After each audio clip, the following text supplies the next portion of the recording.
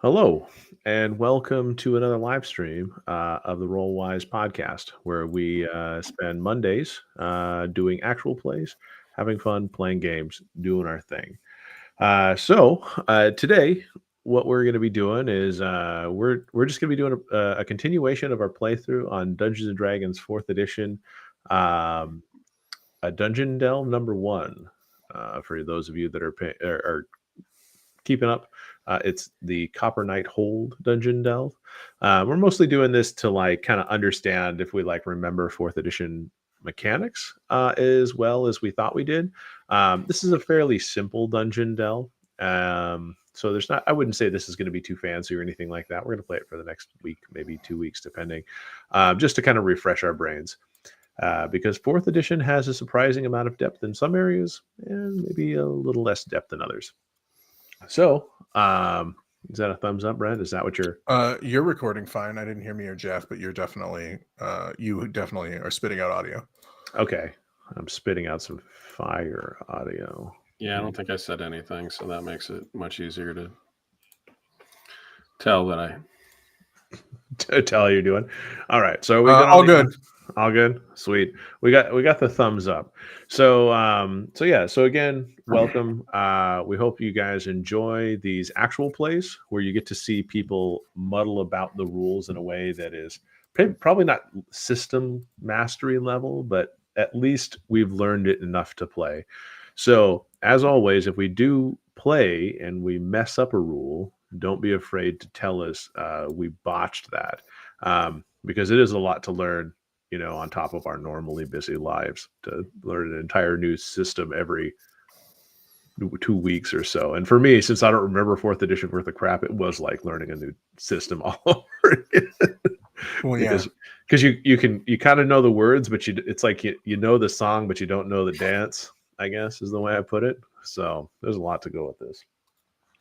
So for this week, what we're kind of doing is a little bit different. We're going to actually be playing with Roll20. Since we're probably going to do this one more week, I'm playing with Roll20 this week because last week we kind of did it with Theater of Their Mind. And hopefully at the end of this, what we can do is we can kind of give you our impressions as to, is fourth edition playable in Theater of the Mind? What challenges might you have given that type of play style as opposed to using battle mats or virtual tabletops and all that kind of stuff? But are you guys ready? I know I just talked for a couple minutes. I am. So, okay. Well, I'm gonna switch it over to the other thing, and if I've done this right, which obviously I've used Roll20 in the past, many moons ago, but I've never used Roll20, tried to stream and do all these other things at the same time, and I am not a multimedia kind of guy, and we are not a group of people who test things before we decide to put them places. What kind of amateur show is this? Well, it's unscripted and untested, is kind of the way that I think that we're going to go here. All right, so I can see Roll20 in the dungeon on stream if that helps. Well, that's good. that's there you go. Excellent. So hopefully everyone else can see it as well. So if you guys are ready, I'm going to go ahead and get the intro part here, but it's going to be just a little bit of a quick intro because we're going to discuss light here in just a moment. Because technically, you guys shouldn't be even seeing this, but I decided, whatever. Right, we can't see the icon in the middle of the floor. No, you can't see any of that stuff. So you descend the stairs because last week our intrepid adventurers had just defeated some kobolds at a mining camp. There was a giant hole that led to the dwarven mining outpost, at least the interior of it. Both of them are going to be going in. So you descend the stairs that lead to the lower level of the outpost, hoping to find some clues. As you descend, though, it gets darker and darker. Seems like the kobolds have taken out the wall sconces that normally would hold torches or other means of light. And there is definitely no light at the bottom. It is pure black. How do you wish to proceed?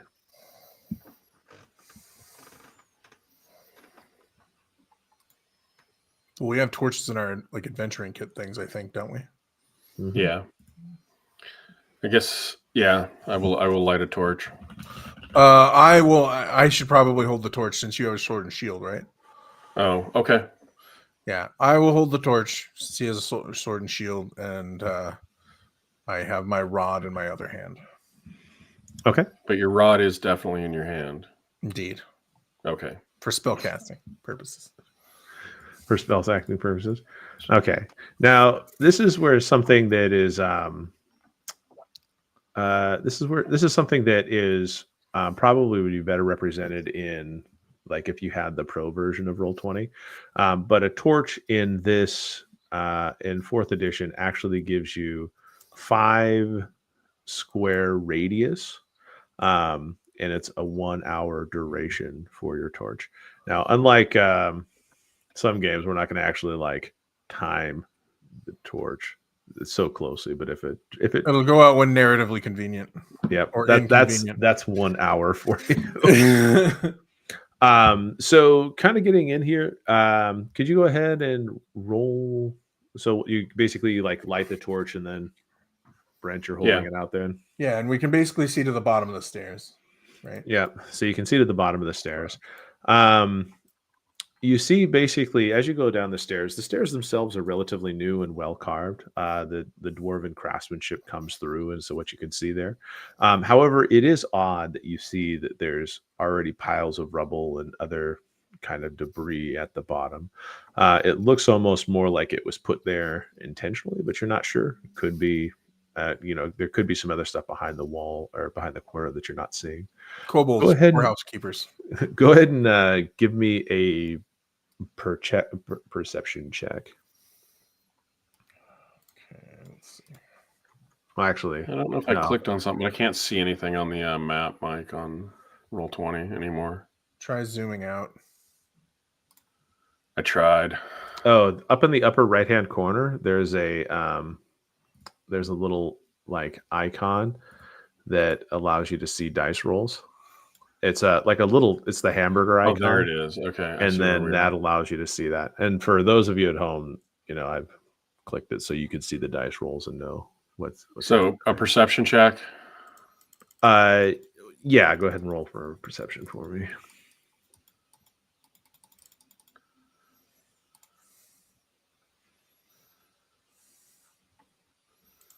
Okay.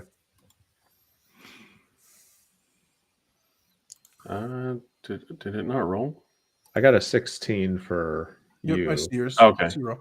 Okay, I rolled an 11. You rolled a 16. 16. Mine updated really slow, so I rolled it a second time, Mike. I'm sorry. It's okay. I'll take the lower of the two. Just you should take the first one, which is in this case the lower of the two. So basically, as you both can see that there's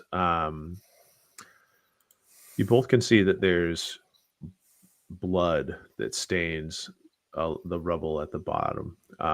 You can see that kind of it's definitely dried, not anything new, but it is quite the gory mess down there.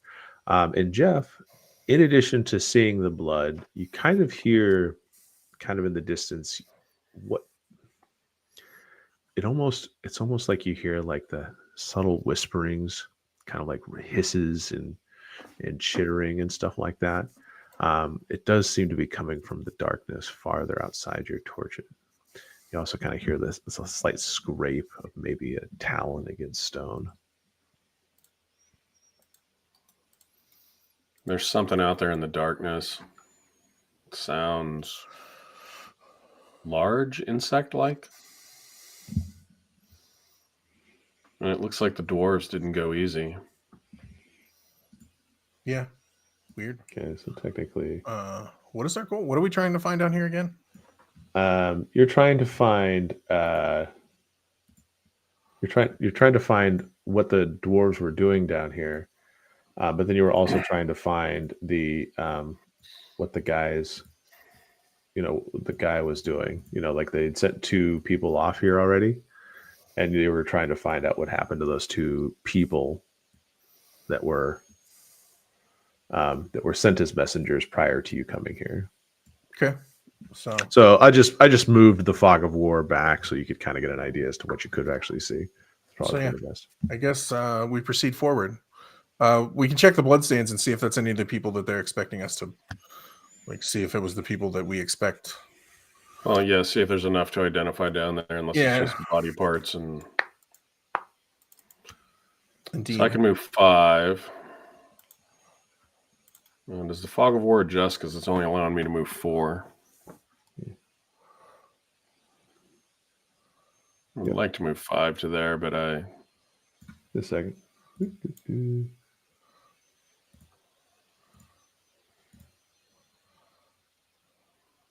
1, 2, 3, 4. Yeah, I will go into the darkness as well, moving my 6. So 1, 2, 3. So does the fog of war only give me what I'm facing, or do I get a radius? It's a radius of 5. Okay. So there's a wall to my so there's a wall to your to the basically, since you're just looking at the image, we'll say that the cardinal directions to your east, that is a wall, and then to the north, that is also a wall right here. All right, and to the west, Brent can only see 3 squares, so we're assuming that's a wall. Let's see, where are you, Brent? Right there. 1. I actually moved a little too far. I should be just ahead of Jeff. 2, 3, 4, 5. Okay, so you can see right there as well. Oh, okay. Sorry, I'm not trying to be pedantic. I'm just trying to 1, 2, 3, understand 4, what we can see. Yep. Sorry, you can see up to here. Okay. Thank you. I guess we check out. Is there anything identifiable in the rubble? Not that you can see.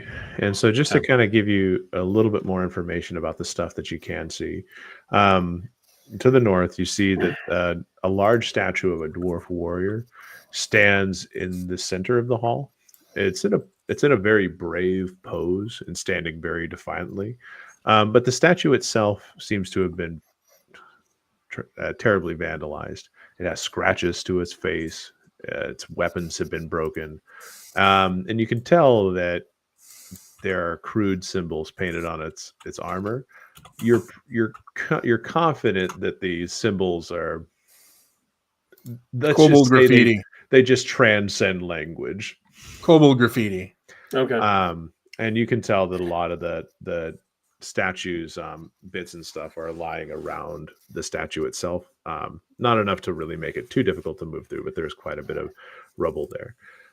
Behind the statue and to the side of it, you see that there are some fairly large tapestries, and they seem to be depicting. Normally, it seems like they would be depicting the deeds and achievements of famous dwarven ancestors, but these too have been defiled by the kobolds, who have torn them, burned them, and smeared them with filth. Bastards. Mm-hmm. Hey, are we allowed to move diagonally in this game? I forget, or is it just up, down, left, right? You can move diagonally. Okay. And that's still just 1 square of movement? Yeah. Okay. Thank you. Mm-hmm. Boom, boom, boom. Do you want to go left or past the statue? Let's go left first. Okay.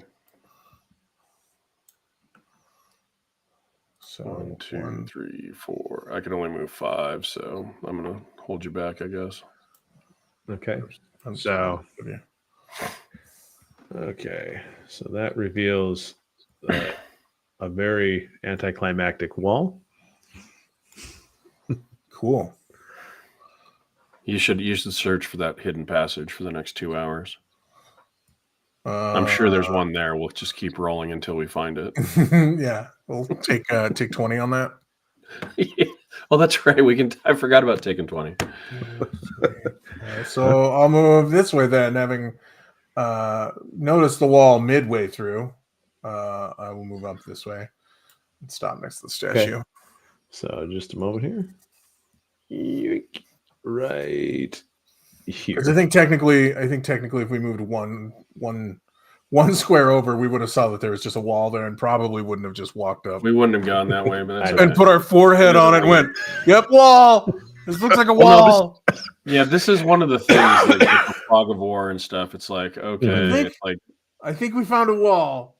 Yeah, Torch it's is okay. working. Hey man, this is the cheap version of Roll20. So I mean, you got to take it with some good stuff. Take it with some bad stuff. It's all good. No, I think that's a funny. Yes, I think that's a funny visual, Franklin. let's move up and check the statue. Okay, just a second. Well, Mike stopped me there for some reason. I'm assuming I'm getting ambushed or something. Oh, for probably. reasons unknown.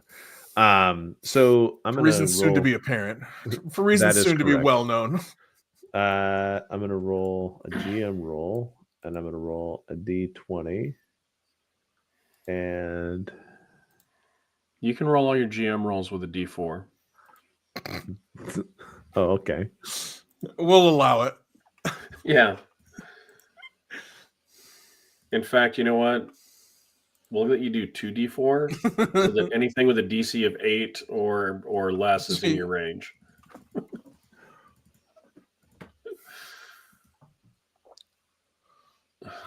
And on our next podcast, look at how to deal with problematic players. Yeah. How do you deal with a person who's always a smartass? So, as you were coming up, basically,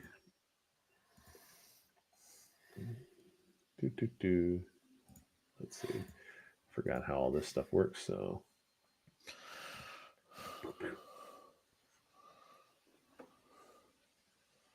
It's a kobold. It's 2 kobolds. Do we have 3? Do we have 3 kobolds? We have three kobolds. Ooh, basically, and one looks important. So as you guys, a second here.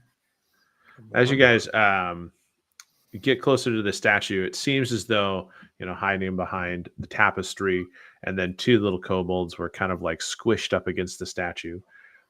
They rolled, and you could tell that they pushed the statue. And as you're there, I need a reflex save, Brent. They're trying to drop the statue on me. Well, they are. I'm not very good at this.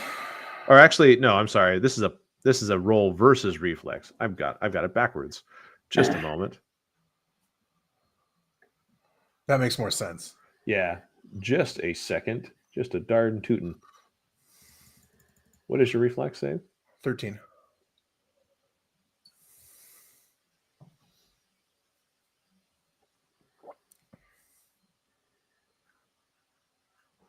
Okay, I've done this right.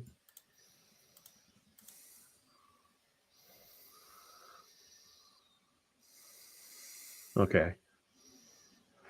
So, so basically, as you can see, what's happened here, the 2 kobolds, you can tell that what they've done is it seems like they've tried to weaken the statue, and they've made it into a giant trap, and they've pushed the statue over. The statue, like these 2 kind of surprised you. The statue itself comes falling over and actually lands on you. The statue itself does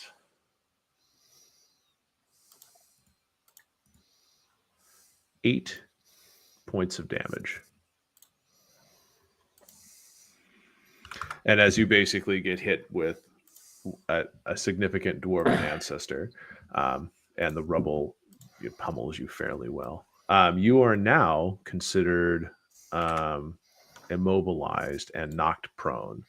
So you have to, at this point, save against that in order to save against the immobilization. On my turn, yeah, to basically get up, right? Yep. So with this, now we're going to go ahead and roll some initiative, if I could. Yeah, since I'm only using the basics here. All right, roll initiative. Mm-hmm. I rolled an 8. I feel like I may have. I feel like I rolled all my good rolls last week. Maybe.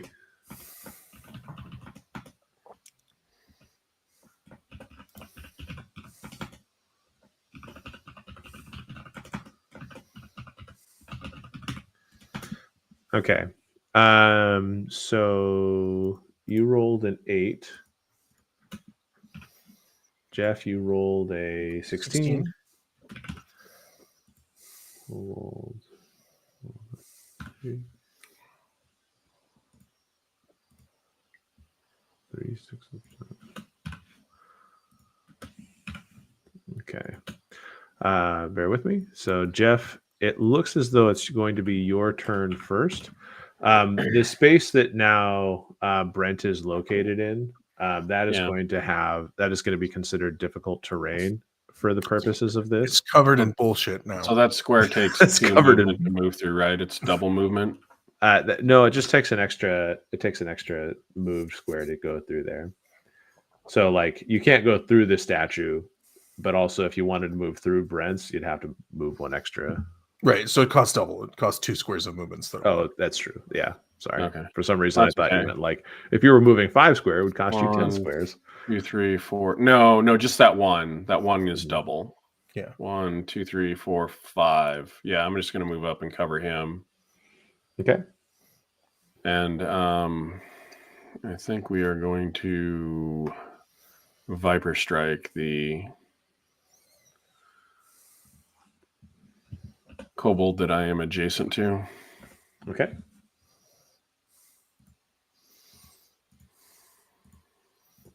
All right. +6 to attack. Let's go. Okay. A 16. So you basically, it seems as though the kobolds were enjoying their victory a little bit. Like they pushed it over and they were like, ha ha, and their little hisses and snarls. You can tell that they said something to each other in their bastardization of Draconic. And the one didn't even see you leap like heroically over your fallen comrade, and you just come down and swing. Do some damage for me. 10. Okay.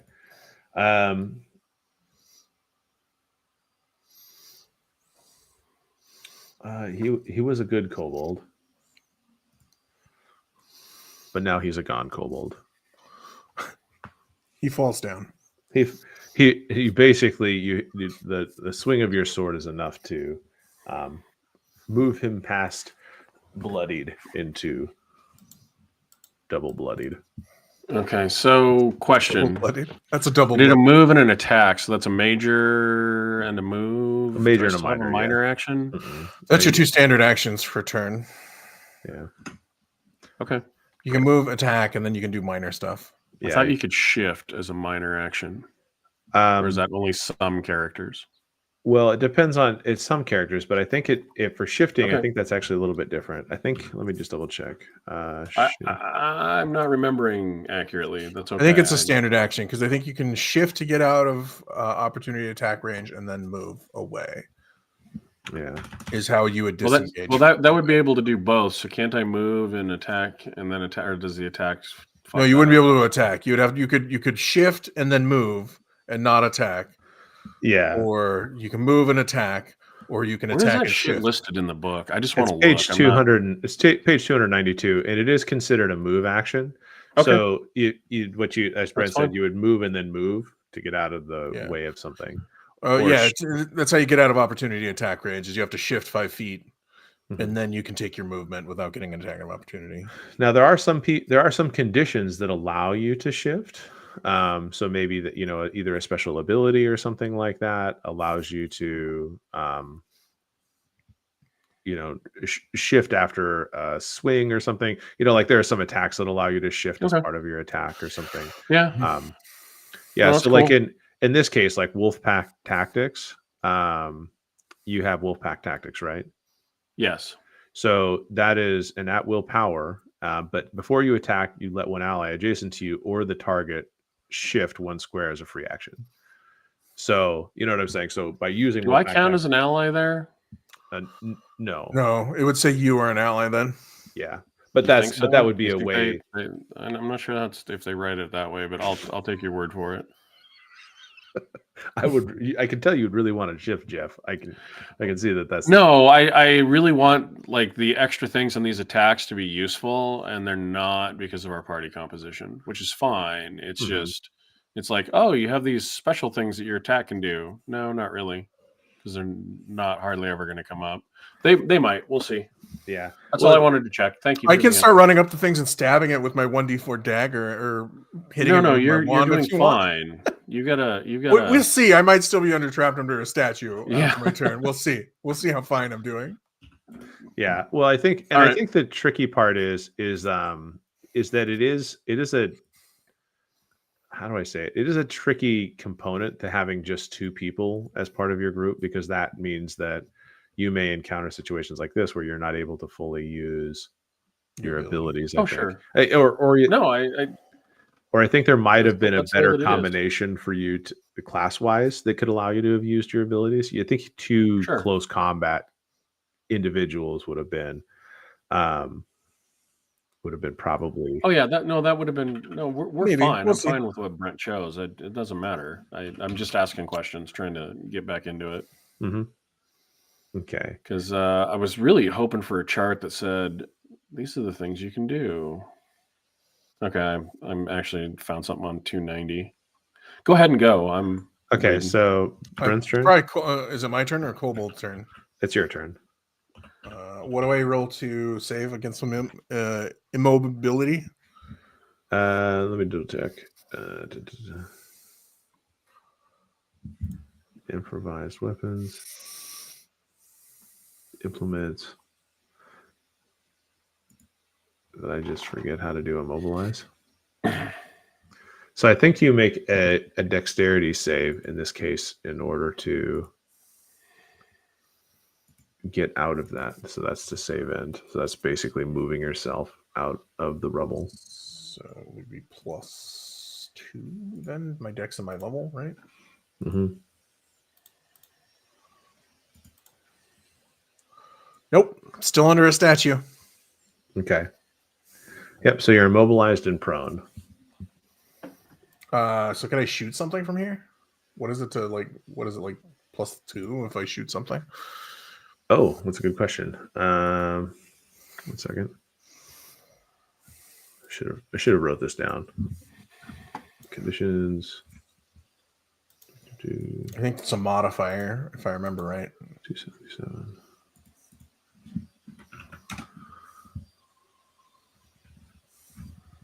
So when you are immobilized, you can't move, although you can teleport and be forced to move by a push, pull, or a slide.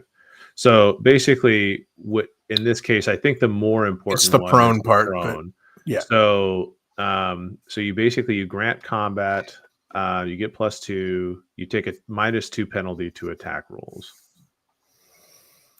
Sure. I'll give it a shot. I'll try and shoot the one right ahead of me.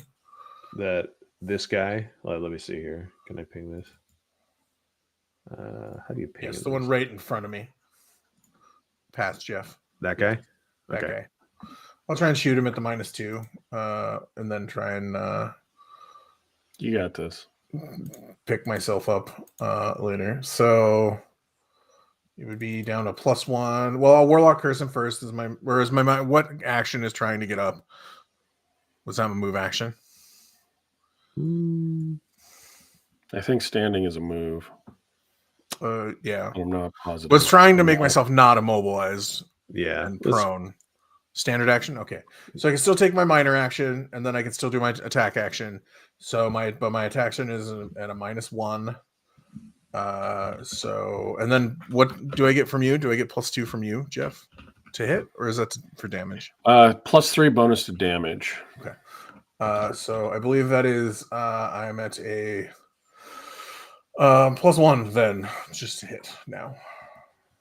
So I'm not hitting shit tonight, so Oh wait, you also gain. Hang on. Oh no, only when you spend an action point, then I increase your chance to hit. Okay. Sorry. I am not hitting shit tonight, so okay. My eldritch energies fizzle as I am distracted by the statue crushing my soul. The statue crushing your soul? Yes. That's fair. Yeah. Okay. So that is kind of a weird way that they put that, though. It just says save ends.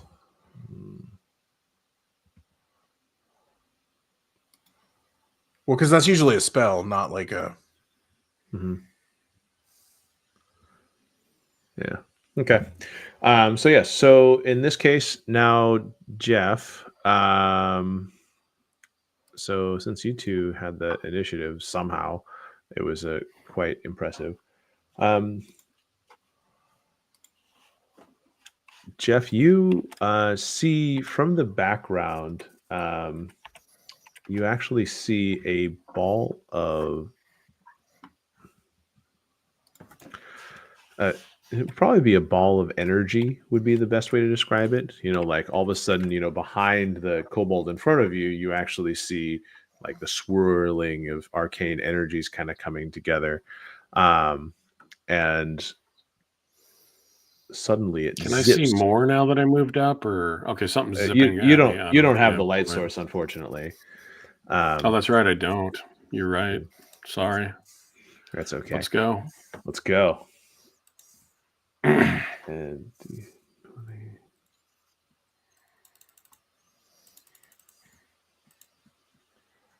and it zips by you and hits Brent. No, just kidding. It basically like you see this whirling ball of energy. It hits your shield and deflects off little shards of ice, spraying against the wall to your left. The next one that comes up is this guy. He moves here. And this kobold, he runs at you lightning quick, jumps and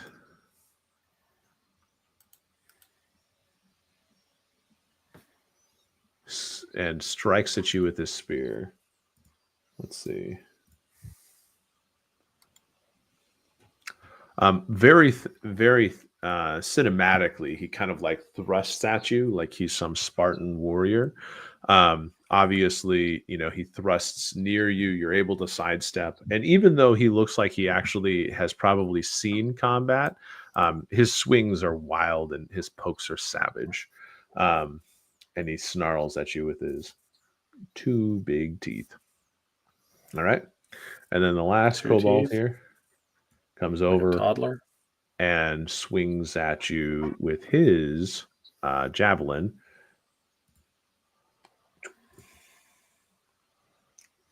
And that's not gonna. No way that hits you. No, and he also. So basically, much like much like you're the master martial that you are. You have a spear come down at you. You have this javelin come up at you, and between your sword and your shield, you're pretty much in a dance, blocking and parrying and keeping yourself safe. So it goes back up to you. I suppose I should attack the bigger guy. I guess I'm just going to Viper Strike. You know what? Yeah, I'm going to Viper Strike him. Okay. Sorry, I'm going to reset all of the things. A 13. So as you come down with your sword, and you're talking about this guy right here, right? I can't see because the dice roller's over him. Yeah, the red guy, not the guy that's the same as the one I killed last turn. He takes the butt of his spear and he smashes your sword away. Okay. So Brent, your turn. All right, we'll do my try to stand up roll, which is again just d20 plus 1, right? Because you said it's dexterity, right? Or plus 2. Reflex. Oh, okay. I stand up that time. Okay, so you basically wiggle out Nice. from the statue. You're getting yourself there. Yeah, you basically can use a move to make yourself unprone if you want. Yeah, I'll use a move to stand up, but I still get my attack action and then a minor action still, right? No, you just get an attack action if you stand up because your move action would be to come up from prone. Right, but a minor action is a move action. A minor action's a move action? I thought that was a standard action. Maybe I got them backwards. 1 second. Action types. Okay, action types in combat. So action types in combat, you have your concealment. Oops, action types. So you have your main action types, which is your standard action, are those in core combat. You take 1 standard action in your turn.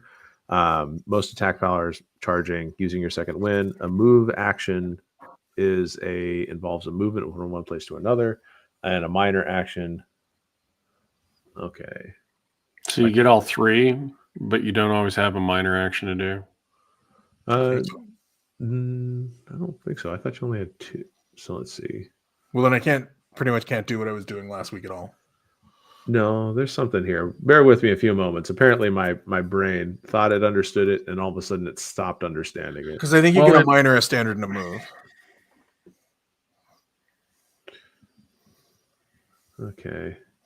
The book could spell it out better, if I'm being 100% honest, because these pages that we're looking at, okay, I understand they're supposed to deal with it, but there should be something that talks here's about something. turn order. There's actually no, we were doing it right. My bad. Option A is you get a standard action, a move action, and a minor action. So there's actually a chart that kind of tells you kind of how you can manipulate your actions to do different things. So yeah, you'd have a standard. So move was standing up, and then minor action to Warlock's Curse the other guy. Which one? The green guy or the red guy? They both look red on my thing. The non-fancy guy, the simpler, the smaller kobold. Okay. Because the bigger one's already Warlock Curse, so they're both Warlock Curse now. And then I'll try and blast the bigger one again. Okay.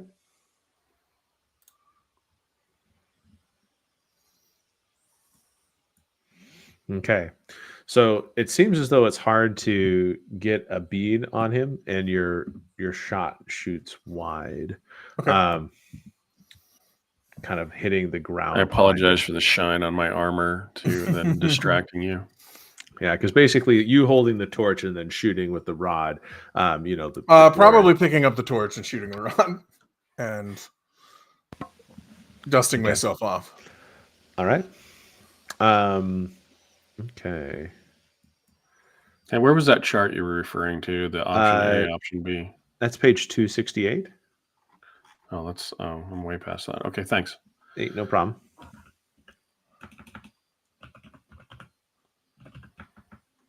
Okay.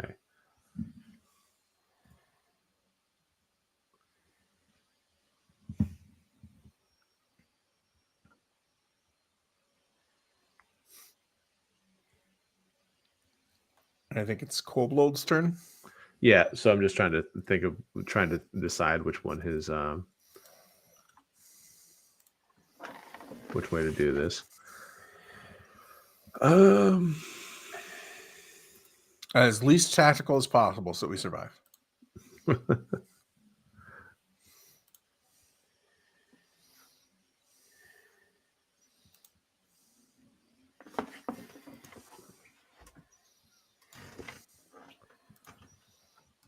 Okay, so basically the first kobold, the one that's right in front of Jeff, he's going to.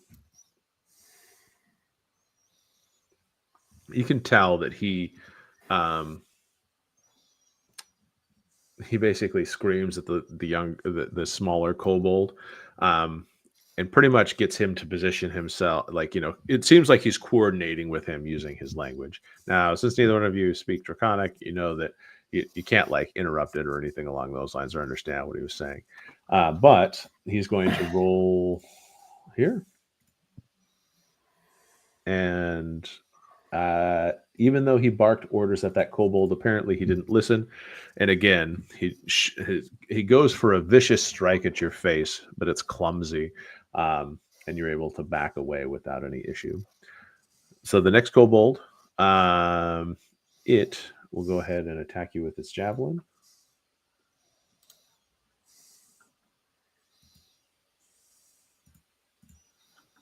Nope. It also misses.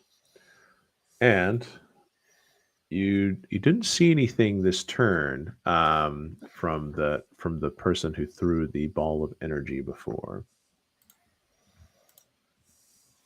Sneaky. Okay. Okay. And I believe that's top of turn, which is Jeff. Mm-hmm. Yeah. Yeah, I'm going to Viper Strike the guy straight in front of me again. Okay. Nope. I missed because last time 13 didn't hit, so a 12 definitely doesn't. Mm-mm.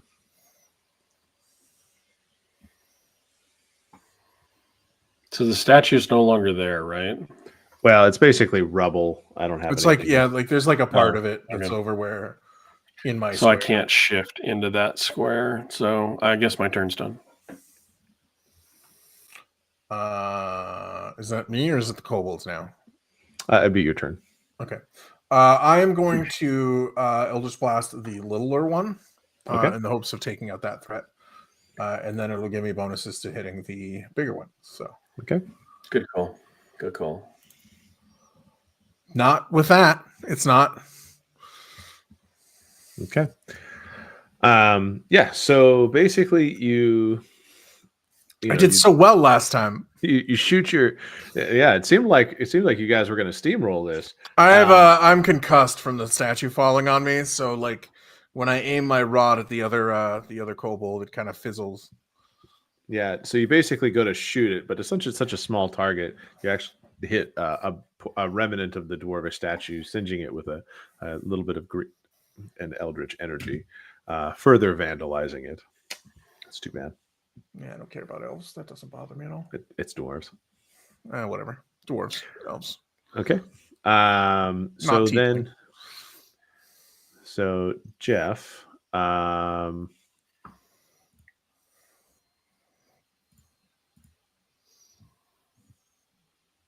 okay.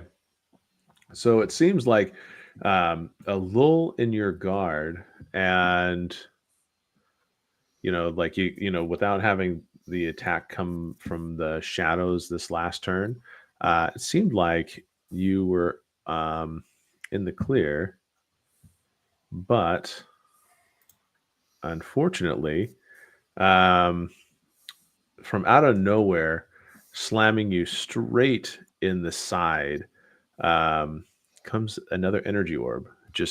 It was so fast, and it came from basically where the kobold was positioned. So as the kobold was kind of manipulating you around, it hit you pretty hard. It hit you for 13 points of damage. Jesus. Blooded. Okay.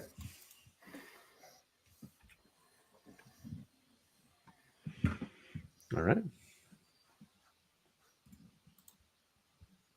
Okay, and so then the one in front of you is going to try to take that opportunity to continue on, and he rolls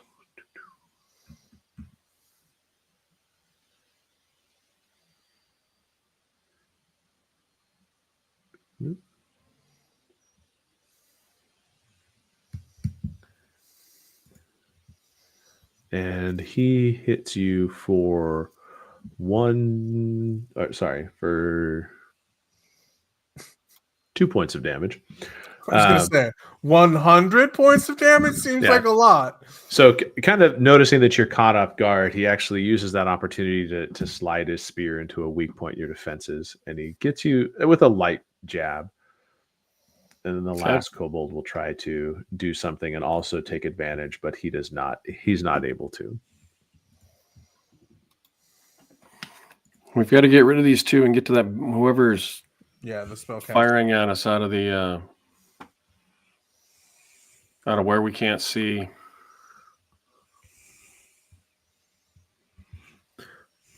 Okay, so it's your turn, Jeff. Yeah, I'm trying to decide. I'm going to use Inspiring Word as a minor action. Okay, an inspiring word for those people that don't know is you can use this power twice per encounter, but only once per round. The target can spend a healing surge and regain an additional 1d6 hit points. Yeah, so I get my healing surge +3, so I will get 9 hit points back. I am no longer bloodied. Okay. You inspired the heck out of yourself. What would be your character's normal inspirational word? Like, I'm a tiger. Go get him. I don't know. The eye of the tiger just plays in his head really loud. But we won't play that here because we don't have license to the music. The right license to, yeah. Right. But you all know. And then I will try to Viper Strike again. I'm going to strike the little guy though. Okay. Because if he dies, you get bonuses, right, Brent? It isn't you that has to kill him. Nope. Well, I'll get +2 if you kill him. Yeah, I think that force of energy really took something out of me because I think I missed the little guy with an 8. Yeah, he jumps back from your strike and snarls at you with his kind of his sharp looking teeth. Okay. All right. So shooting the little guy. Shoot away, buddy. I've rolled a 2 3 times in a row now. I see that. Hey, I rolled a 2 too. That's awesome. Yeah, I mean, looking at my screen, it's pretty gnarly what I'm seeing on my end. So, okay. So if I spend an action point, since Jeff's bloody, if I spend an action point, does that mean I get an extra? I'm no longer bloodied, actually. Well, still, if I spend an action point, I get an extra action, which means I can attack again. Yes, I believe that's how it works. I'll spend my action a point and I'll attack the little kobold again. Okay. Want me to roll for it or wait? Go ahead and roll for it. Does that hit the little one? Are you rolling to hit versus armor class or something else? It would be Elder's Blast is versus reflex. Versus reflex.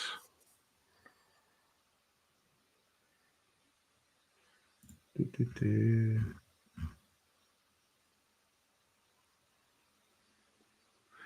hit in that case. All right. So we do. Nice. I rolled a 10, but that's plus because I don't know how to use the dice roller. That's plus 3. You get at least 3 from me. That's plus 6 then. So I did 16 points of damage to Tiny Kobold. I just noticed something. I don't think this stream has been updating our dice rolls. Oh no! I can't see the dice roller. Yeah, it doesn't look like it. Weird. Oh, there. No, it is. Oh no, you have it. You had it scrolled all the way up. It wasn't scrolling. Is that what was happening? That's okay.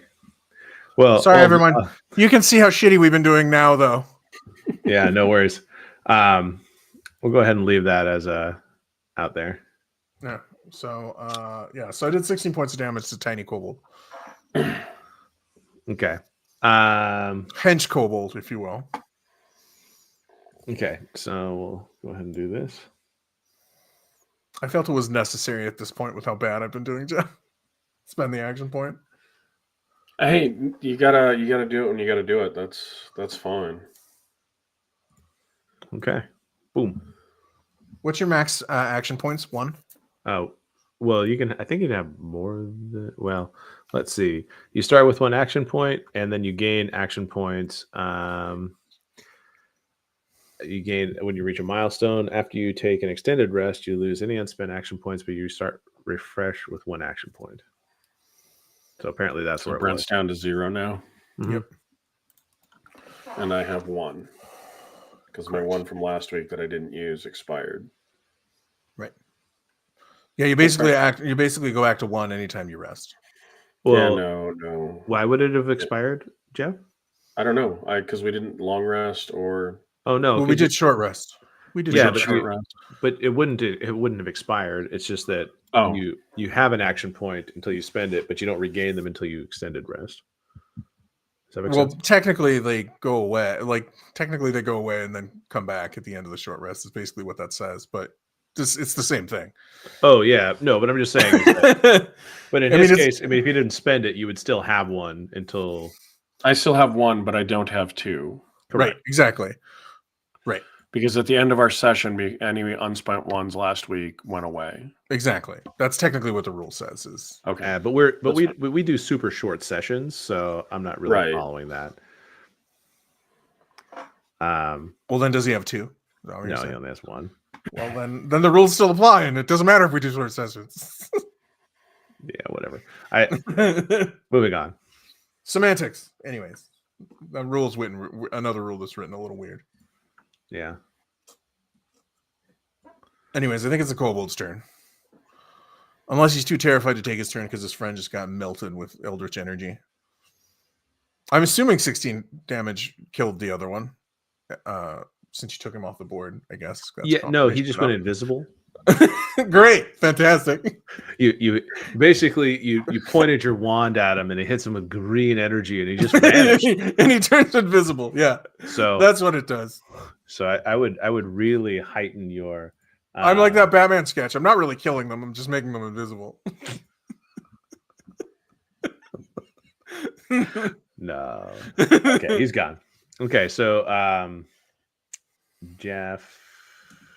Let's see here. I think you're gonna get jabbed at again, Jeff. No, it's another Still orb right. is coming your direction.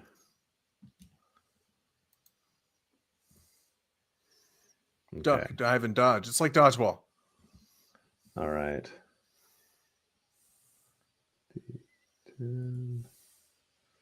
Okay, so basically it seems as though they've gotten their rhythm on you. So this time, Jesus. yeah, this thing is just murdering you guys. Oh, so this time you take another 8 points of cold damage. Bloodied again. Okay.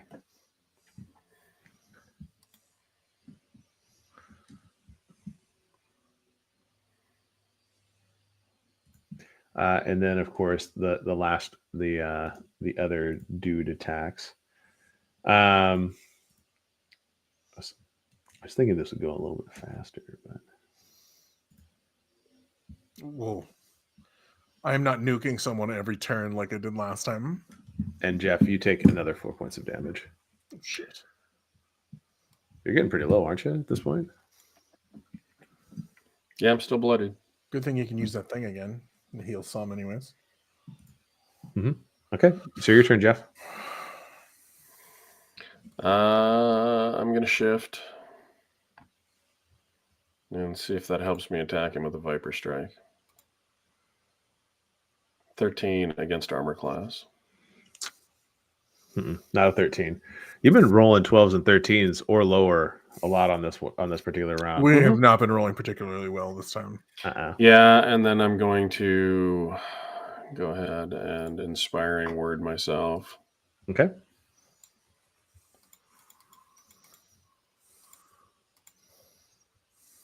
Whoa, nice. 12. I am no longer bloodied. Wow. Inspiring. Oh, yeah, you can use it twice per encounter, but only once per round. That's right. Correct. Yes. Okay. So Brent's turn. 1, 2, 3, 4, 5, 6. So I don't know if you want to expose yourself to whatever's flying out of the dark. Well, that's fine. I want to be able to see it. Is why I moved. Oh, okay. Okay. Oh, that's fair. That's good. Good. No, good thought. I wasn't trying to move to like. No, that's fine. I have the torch, so I was trying to move it so we could see this, whatever. Okay. Okay. As opposed to That's it being cool. something that just blindly keeps blasting you. Yeah. I was hoping we could see whatever it is. If the darkness goes away because of my torch. Fair. No, that's a good thought. Thank you. That's good. Good tactics. Okay, 1 second. There's nothing there. He's lying. That really looks like a wall, doesn't it? 100% looks like a wall. The wall's shooting us. Jesus. Brent, when you come into the view of it, can you roll me a perception check? I can. Yeah. Oh, nice. Holy cow! Wow, that's a roll that matters. Let me tell you.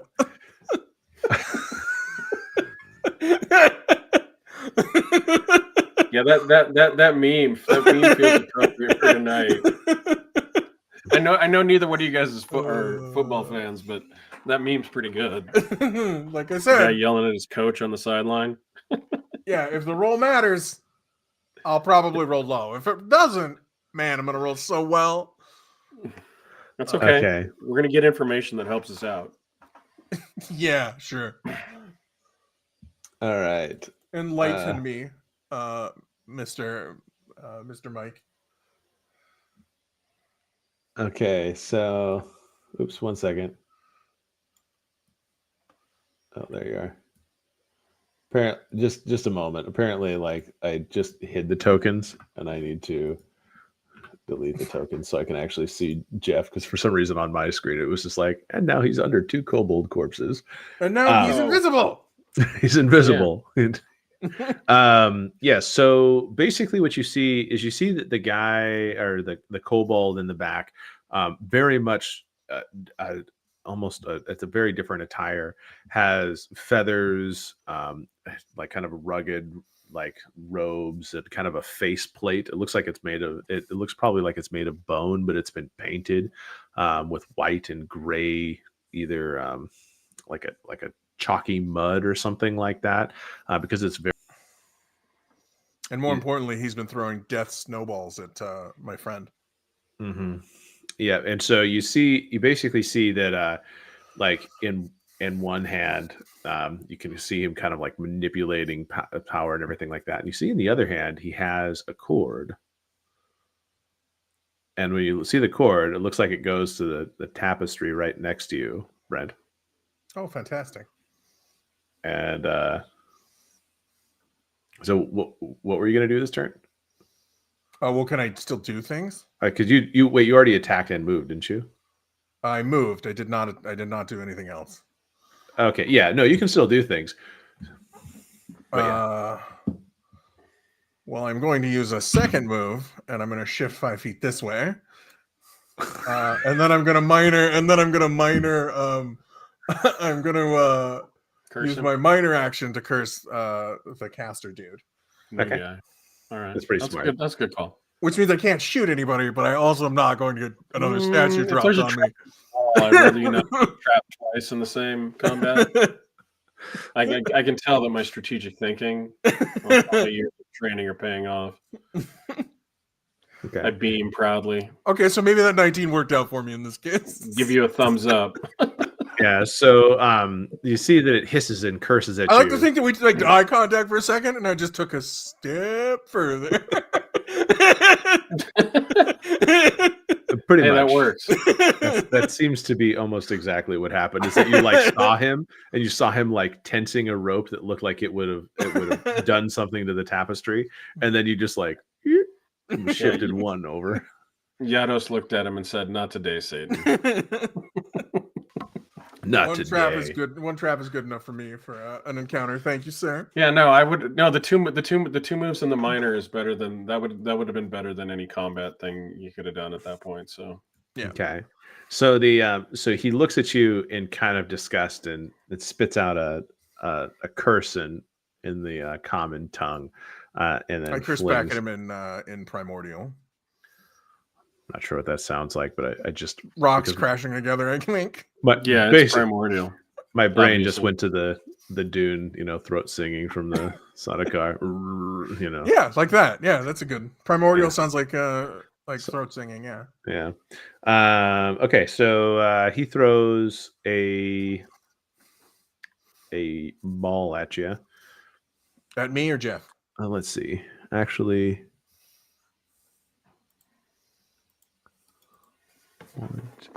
At you. Okay, I was gonna say, does he try and hurt the person he's been hurting? Or does he try and hurt the wise ass that just avoided his trap? He tries to he tries to hurt the wise ass. Okay, so what's your reflex? 13. Not good. Perfect. He shouldn't one-shot me, I don't think. He rolled well enough. I doubt he'll one-shot you though. But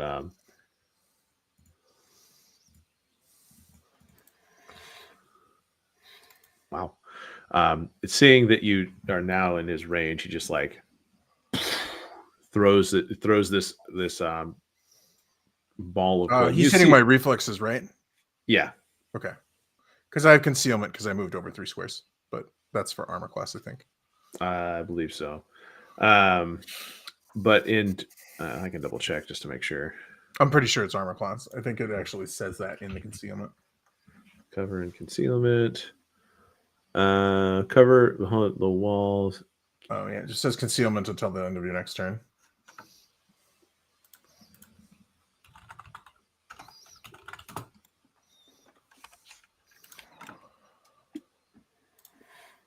Oh, it just says it's against attack rolls though. Oh, so it's -2 to the attack roll then.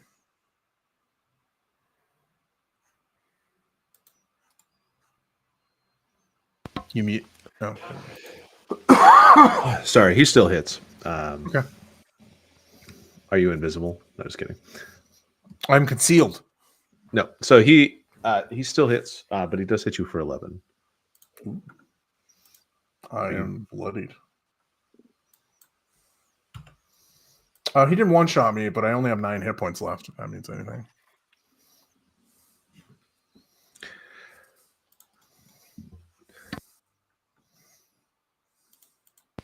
Okay, and now it's a duel to the death between this kobold and Jeff.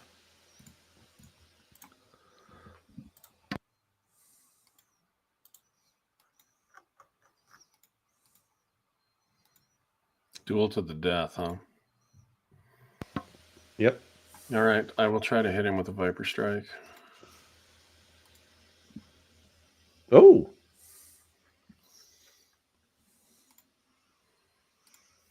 Okay, that actually hits him. Okay. 9 points of damage. Okay, sweet. Is he bloodied? He is not. Okay. Oh yeah, you took damage because of your because you got the statue that landed on you. That's right. Correct.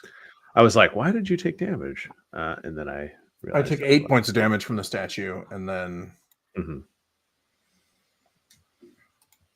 Okay. Brent, your turn. Well, you Viper Struck. Anything else you can do from that?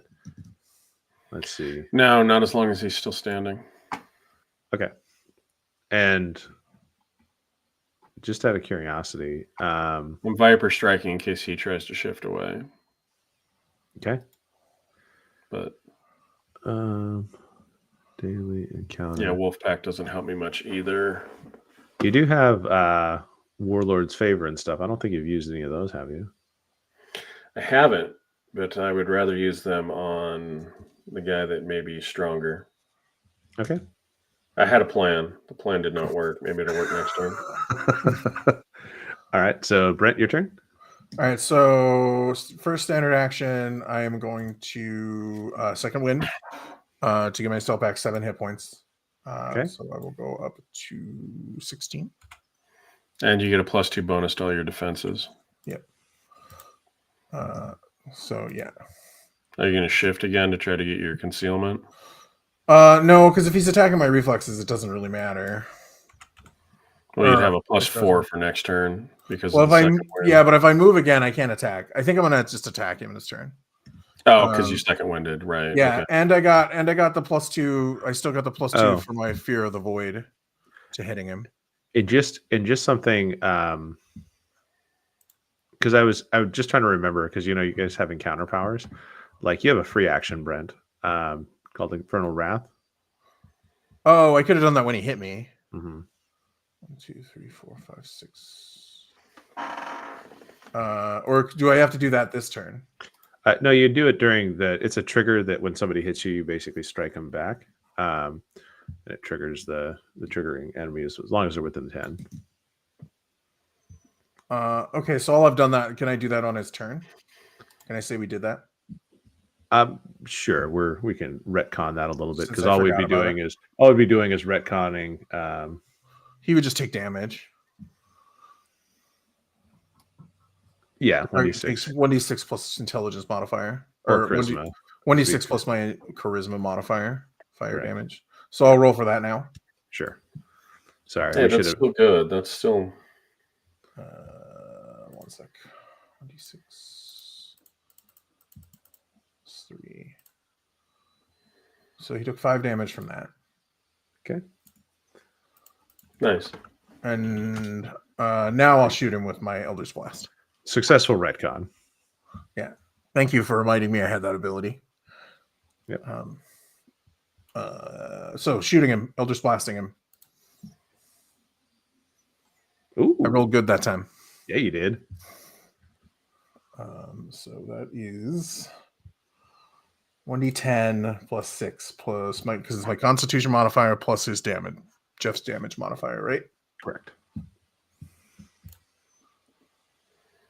For 11 points of damage. Ooh. Nice.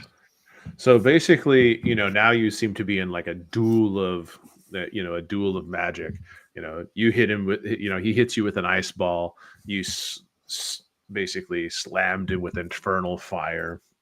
And then you shot a green blast of eldritch energy, and you knocked off some of the bony accessories that he has on his body.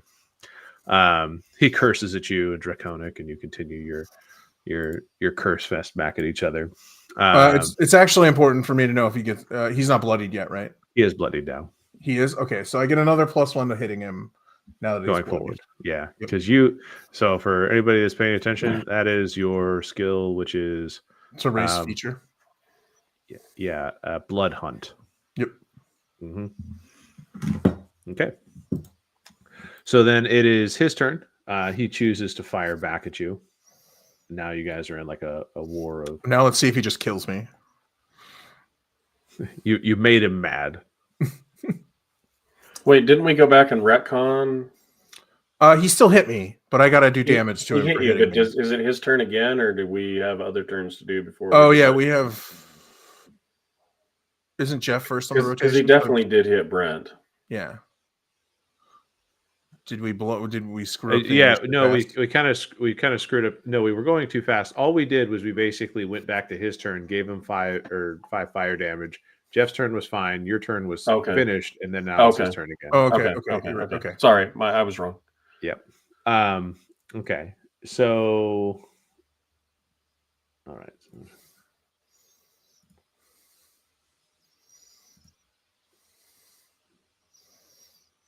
Okay, he's gonna kill me.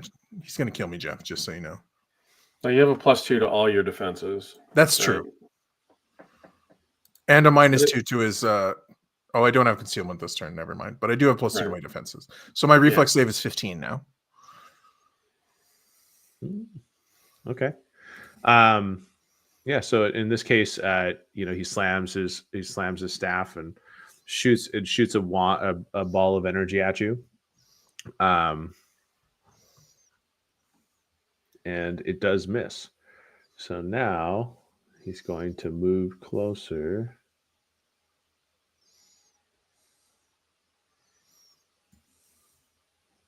to here. Interesting. Okay. All right.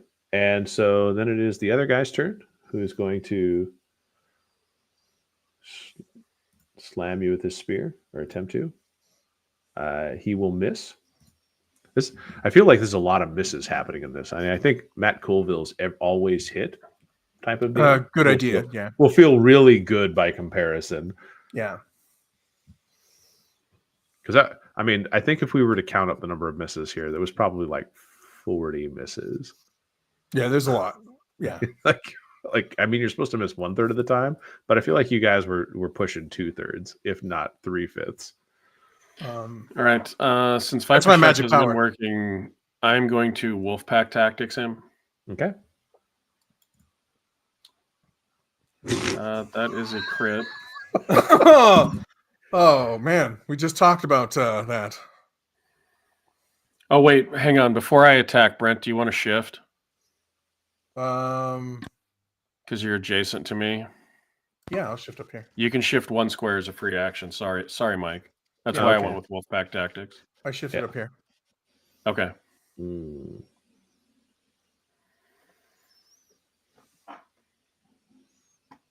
But yeah, what I don't remember what a crit was in 4th edition. It's Max full- damage. Yeah, max damage on your dice plus your modifier. Yeah, but any additional things that make you roll dice for damage, those are all still rolled. So your just base damage dice is maxed.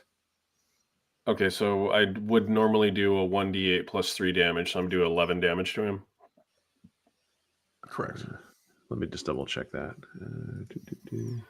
Unless you get your own damage bonus, and then it's +3 to that too. But I don't think you do you? I don't think this I is do. I don't think I inspire myself. Well, the thing about this is that this is actually if you did the Wolfpack Tactics, my understanding is that's actually a 2W instead of just a 1W. No, Wolfpack Tactics is only a 1W. It's a 2W at 21st level. Oh, was it? I was excited for a second. They don't do No. 2 on the. Is that an at will? I have to do an encounter power to get a +2. Yeah, it's an at will. Right. Yeah, at wills usually don't get. Oh, I thought you were doing Warlord's Favor. No, I wasn't doing Warlord's Favor. That's why I was really excited about it. No, like I said, I had a plan. Okay. But the plan involves this guy dying to like semi-normal damage. 13. Okay. Well, I did 9 to him last time and 11 this time. If it's just max damage, so he's taken 20. Okay, so he is bloodied now. So you basically you give the nod over to Brent, to move over. The kobold takes his eyes off of you for just a split second, and you go in for the strike, cutting a pretty nasty gash as you slip behind his spear. I'm going to shift then. Okay. Oh.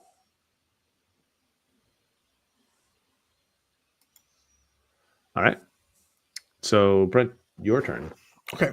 I am going to Eldritch Blast the Kobold Spellcaster, which at this point I get +3 for my Constitution, my to hit, and then I get +1 for him being bloodied and +1 for being closer to him. Yeah, and just so you know, you also have Dreadful Word too. Yeah, but that's not. I don't think that's actually as good as.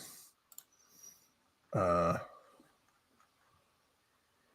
don't think that's as good as Eldritch Blast, frankly. You don't think so? 2d8 +3, maybe. It's a little bit swingier. Mine's fun as well, and I don't have anything on will defense, so I'm just gonna blast him. Okay.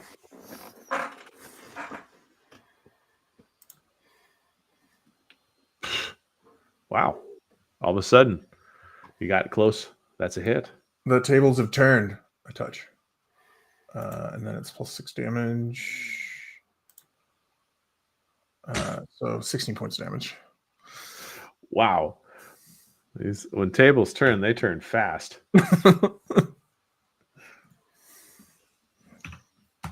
Did you kill the spellcaster? Nice. Yes. And then I'll move 1, 2, 3. So I'm concealed again. I kind of walked around in a circle to get my concealment back. I guess I can move here. I'll end here. Is that where it was? No, you were up 1. Yeah. We were across from each other for a second. Yeah, I walked in a little circle and then to get my concealment back. So the kobold can go now if he's not terrified. Well, he's slightly terrified. Okay. 1 second.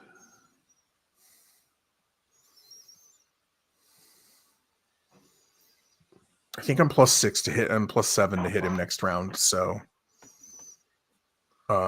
If you kill him, you kill him. If you don't, I'm pretty sure I can hit him next turn. Okay, so he's going to attack. He's going to make a. He's going to try for something. You see him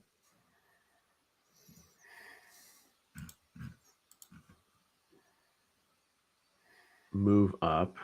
Let's see. He's going to roll a d20.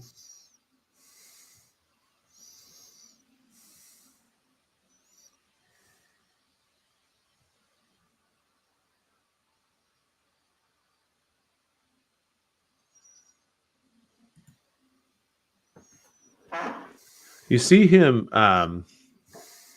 go up you see him basically back away from you, but not a ton, but he then kind of like tries to grab at the tapestry to pull it down on you, Jeff, in an attempt to kind of trap you under it. Unfortunately, what he does is he like pulls it down and he gets a wide look on his face as he pulls it onto himself. Ouch. Yep. So in this particular scenario, go ahead and roll me a reflex save just to see if you're covered by this at all. What is my reflex? Hang on. Mm-hmm. Oh, okay. So I just roll a d20 with no modifiers, right? Well, actually, I'm sorry. I roll against your reflex. My reflex is 14. I keep on forgetting that because of how this stupid. Yeah, it does. So basically, he could tell he pretty much in his attempt to kind of pull it down on both of you, because it looks as though it was rigged to come down with how easily it moved, but he pulls it down and kind of hoping to just trap you under it. Instead, he traps himself, and you're able to sidestep at like this 10-foot tall, very heavy, coated and soiled this tapestry. And you can hear the kobold kind of muffled scream under it as it's trying to move its way out. Is he prone now? He is prone and immobilized. So we get a bonus to our attacks. So I believe you get +2 to prone, right? To hitting a prone target. Yeah, so if he's prone, you get a +2 bonus to hit them. Let's see. I think there's a special move you can do in this particular situation. Are you talking about coup de grace? Yeah. Since he's immobilized, I can coup de grace. That seems tacky, but I'm just not really. Not really. I mean, he's not going to be able to move out of the way, so that's true.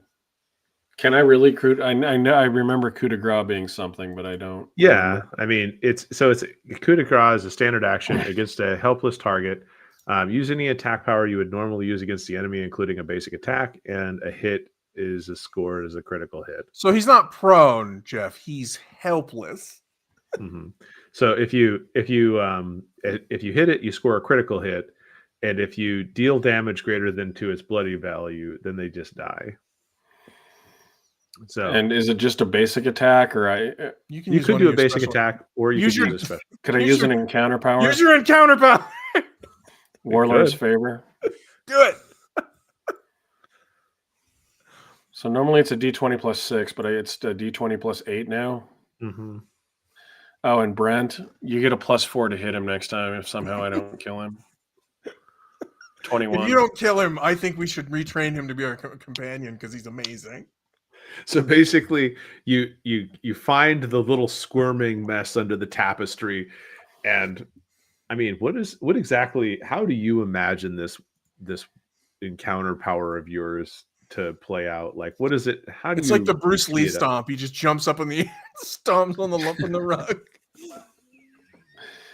Yeah, I think I land with like one leg like on either side of his torso, pinning him there in the carpet, and then just kind of like sword through the stone kind of thing. I'm just driving the sword through the. Well, lump. in that particular case, you would do 19 points of damage. 19 points of damage, which is enough in this particular kobold's case to immediately stop his struggling. He is astral traveling. He turns invisible. He too turns invisible. Whoop. I feel like there's that YouTube video. Did I send you that one where it was like the child safety options were on, and so like the kids were going around playing and they would like hit stuff and they would turn into like confetti. Yep. Yeah, that's what I'm reminded. There's a movie called Dave Made a Maze, where everybody like if you die in the maze, your blood is red confetti. Yeah, it just goes out of your body. That's weird. It is a weird movie. It's a weird. I mean, the guy makes a maze in his living room, and they crawl inside. Oh, okay. I think I actually saw the preview. But it's like extra dimensional. It's not. Just it's extra. Yes, it's an Unknown Armies game. It is amazing. It's very good. But yeah, when they die in the maze, it's like confetti. Yeah, that's weird. And people walk up to them and they're like, "No, they're really dead." But it's confetti, which is weird. Yeah. So I think we'll stop with the encounter there. Okay. I was thinking there's a possibility that we could have made it all the way through to the not rolling the way that we were, not rolling the way you guys. No, that made the combat take a little bit longer. Yeah. Oh my gosh. Which is one of the things that like happens. Like occasionally your dice get cold and you just roll shit. So we'll take a short rest because it's 5 minutes. And each use a healing surge. I'm sure. Yes. Puts me at 23, and I'm down 3 healing surges. Okay.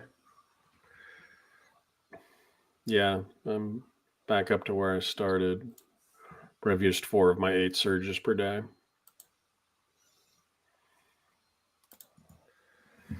Okay. So yeah, I think like I think in that particular case I tried to use some of the stuff that they had for like the traps and stuff like that and part of that. And I think that they can add some texture to the game. Now, in terms of like how it still plays, I don't know. Like I think we're 2 encounters in. I feel like getting 30 levels in this game would be really hard for my brain. Like just to wrap my head around it. It's gonna take a lot. Yeah. I mean the combats either go really quick or they go really slow. That's the problem. Like, and then the other thing is one of the things that we're feeling too is it's that thing. We need at least one more party member, probably. Maybe 2. I'm curious because it feels like I think we probably could say that, running D&D for you as a 2-person party, you would probably have to go a little meta in terms of your composition, in terms of like how you play your group, because you'd need supremely complementary people. Like, I mean, you'd need to be a dynamic duo that very much leaned into. Or we could have bought or something like we're both warlords and then doing our warlord shit to each other over and over again. Like that might work out. I feel like that would be so one note though. It would be, but I don't know if that might be the only way to be successful. Like, because then we have action economy stuff. We're starting to build action economy. With our like getting each other to hit the thing and stuff like that. Okay. Yeah, maybe. Maybe. Yeah, I don't know. I feel like I don't feel like I understand the how each of the classes interact with well see, that's the thing is I don't know how complementary classes get. Yeah. Because most of your strikers, I mean, I could have been a rogue. Yeah, but most of them want to stay at distance too until they move into. Yeah, that's the thing. Is like most of the damage dealers are. But Rangers, they can do the twin wielding in this, don't they? So rogues and Rangers would be 2 options. I think a Ranger's better as a bow ranger, though. I think an archer ranger is just better. Are they? That's Yeah. probably true. I mean, I wouldn't say that wouldn't be. I wouldn't say that wouldn't be the case, but okay. Well, I think we could probably have a full debrief on how our impressions over this, because, and admittedly, I feel like, I'm developing enough like quibbles with this that I can say what I like and what I don't pretty well when we do our debrief on it. What I really like is our Alien game. And so like I'm really motivated about that, but it's so weird because like if you have a game you really like and you have a game that you're like, oh well, it's hard. It's hard to like invest the creative juices equally into the second game. Yeah, it's true. Not that I'm trying to give you guys less of an experience. Hopefully you guys don't feel No, I think we're getting the fourth edition experience. I think this is how a lot of games play out, especially if you have a limited party composition. Mm-hmm. Yeah. Well, and also if you're using one of the pre-generated like delves, because these delves are more combat heavy than they are like narratively based. And I don't think we needed like a super narrative. I would argue that almost all fourth edition D&D games are going to be like this. It could be. I mean, honestly, there's a chance that it could be a chance that a lot of them could be a similar vein. But but all the games that have combat rules could have non-combat stuff. Like Lancer is very much a combat. Like there's a lot around mech combat, but not a lot around. Yeah, and I think that's what you're going to do most of the time. You don't play Lancer to fucking talk in a bar. You play Lancer to fucking be in your mech and shoot things. That's true. I mean, let's be honest. Like the game does these games do what they say on the tin. Basically, it's like this is a game about mech combat. If you want to go and carouse around town, does this really seem like the game for you? Yeah. Well, I mean, but I think it adds depth, to it. I don't know. It was like Rifts when you get that one player that plays the glitter boy that never wants to get out of his fucking suit, no matter what the hell happens. There's been a lot of conversations about Rift tonight. I mean, off stream. I don't think we talked about Rifts is one of those games that makes me laugh every time I think about it because it's such a thing. Like, and I played Rifts when I was younger, but like I said, I had a player who played a glitter boy who would never get out of his suit. Mm-hmm. He's like, I walk into the bar in my glitter boy suit, and it's like, God damn it. And you break down the door because the door frame's not that big. Well, yeah, you fall through the floor. You can't sit down. All kinds of things happen right now. You start a bar fight. Fantastic. But you are in your glitter boy suit and well protected against your average bar brigands. No, that thrown beer glass does mega damage to your. That's one hell of a beer glass. Yeah, it's extra effective. Nuka-Cola. It's the Nuka part of the cola. Exactly. So, okay. Well, yeah. I mean, I feel like I don't know. I have some thoughts about it. We'll figure it out. We will wrap up. We have one more session of this, you think? Yeah, definitely. Unless you guys, go out in the blaze of glory. Whiff for 45 minutes again? Oh my God. I hope that's not the case. Please no. I have an extraordinary talent. I'm just saying. You do. You have an extraordinary talent. So I think that's our fourth edition week 2. We hope that you guys, if you do play fourth edition and you want to let us know how your experiences have gone with it, like what exactly has drawn you to the fourth edition? Like, why did you like it more or, more than 3 or more than 5? Like what exactly, attracts you to this particular edition of Dungeons and Dragons? Because the more I read it, the more I see that there are certain things about it that are very enticing. And I was actually impressed with the level of depth of some components of the game, but we'll talk about that in our debrief. Yep, we will. All right. So, Jeff, do you want to tell these people that want to let us know how they play fourth edition? Yeah.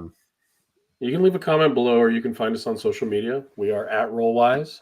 We are on Facebook, Threads, Twitter, and YouTube. Or you can email us, rollwiseguys@gmail.com. And as always, thank you for joining us for this live stream or in video form. If you're watching in video form, please give us a like, share, subscribe, let people know about our little journey here. If you enjoy it, we'd appreciate it. Help us with the all great algorithm. And as always, roll well, roll wise, and be safe out there. Thank you, everybody. Thanks. Thanks, guys.